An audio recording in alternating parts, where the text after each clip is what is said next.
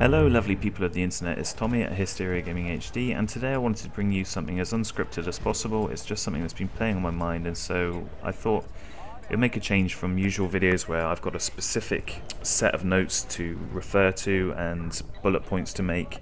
But this is something that's been playing on my mind a lot recently, especially seeing as I've been playing Battlefield Bad Company 2 for the last week or so, and I know there's many subscribers of mine who enjoy my Battlefield Bad Company 2 and often request a bit more gameplay from there, and so your wish is my command. It's always a pleasure to pick up that game, and so here we are. I hope you enjoy the clips. I've invested maybe 20 hours or something in the last week, and I've managed to reach something that resembles previous form, and that kind of ties in with what has been playing on my mind recently, and it's to do with the skill gap on Battlefield and how that is evolving and whether or not that's a good or a bad thing. And I'm going to try and remain as unbiased as possible because that's how I kind of like to be, and so what I'm going to try to do is discuss both sides of it and what I can see from both sides. I'm going to try and keep this video as unedited as possible, and so what I will try and do is remove as many of my ums and ahs, because I know I like to put them in my commentaries and it really gets quite frustrating for me, so I'm sure for you guys it's unbearable, but it seems to be my kind of pause for thought mechanism, just sticking ums in there. I'm also going to try and keep this video down to about 6 or so minutes because I always tend to overrun these things and I don't want to do that anymore.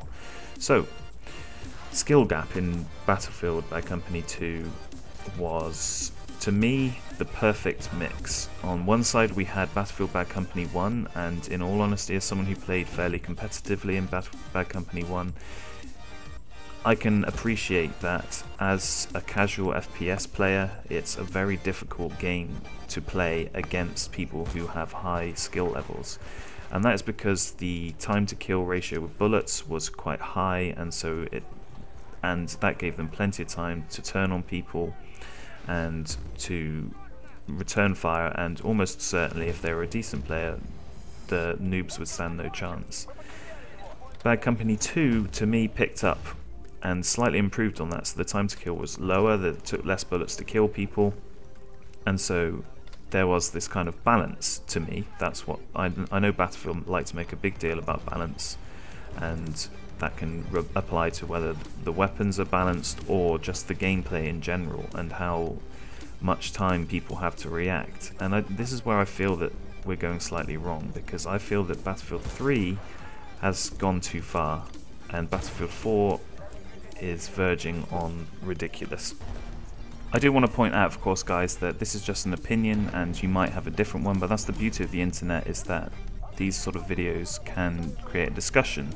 And the last thing I'm trying to say here is that it's not possible to be good at Battlefield 4, because of course it is. I've played against many players who are good, and you see people like Zoho, Xerator and 3T and all these guys who make montages.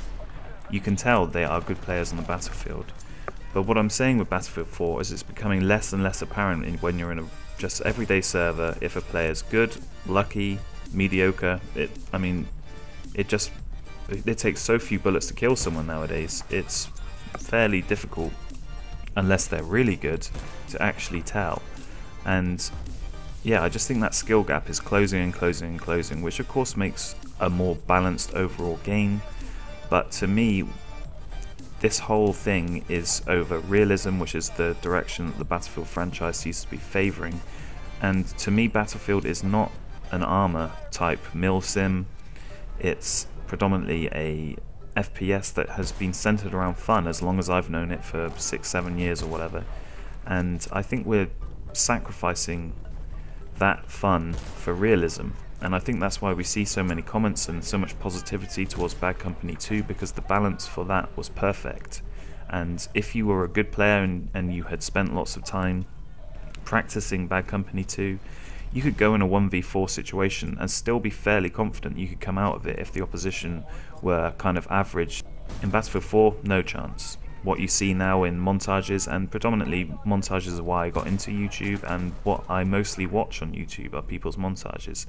But if, as an infantry player, I like to see infantry clips, those are the type of players that I admire, and nowadays these infantry clips, and I include my own in that, tend to involve flanking routes on clusterfuck maps like Lockers or Operation Metro, and just mowing everyone down from behind. And whilst of course it's great when you see a 10 kill feed or whatever, or a sticker C4 that takes out 15 people, it's fantastic to see, but it's basically down to luck.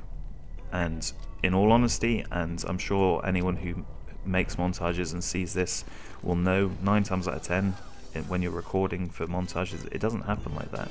There's always some guy sat in the corner behind you who puts 2 bullets in your back and takes you out, and you don't even end up getting 1 kill. And that's what happens, if I'm honest, 9 times out of 10 when you make montages. But I think Bad Company 2 made for much better viewing and replayability, because the more time you put into it, the better you got at it.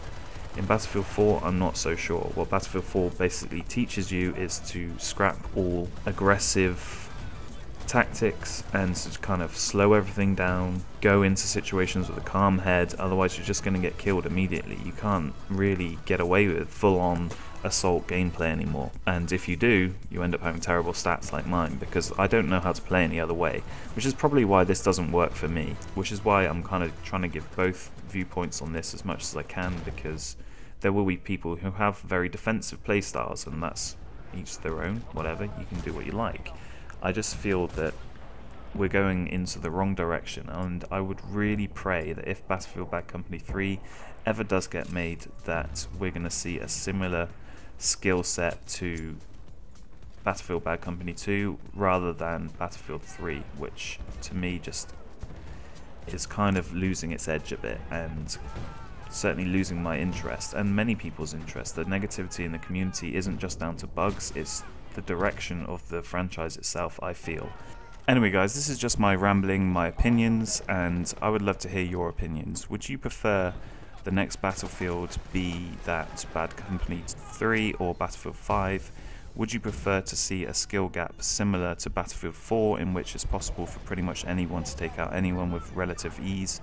Or would you like to see a bigger skill gap like Bad Company 2 that rewarded more investment in time and learning the physics of the game, and that was reflected in your skill? I can see both points, but I know certainly which I would prefer, and that is Bad Company all day, baby. As usual guys, I'm overrunning, fairly predictable, I know. Can't stop rambling really, can I? Anyway, if you've enjoyed this video guys, it's a bit more sort of laid back, just a chat about things, then don't forget to leave a rating, and I will catch you in the next video. Take it easy.